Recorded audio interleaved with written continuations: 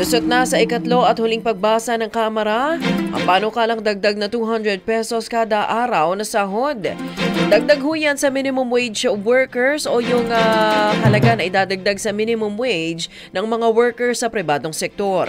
Sa boto na 171 ang pabor, walang tutol at isa ang nag-abstain, tuluyang nakalusot na nga sa mababang kapulungan ang nasabing panukala. At sa ilalim nito, anuman ang employment status ng isang empleyado sa pribadong sektor, agricultural sector man o hindi, tataas ng 200 pesos kada araw ang daily rate. Maari namang humingi ng insentibo sa Department of Labor and Employment o DOLE yung mga maliliit na mga kumpanya upang makasunod din sa pagtaas.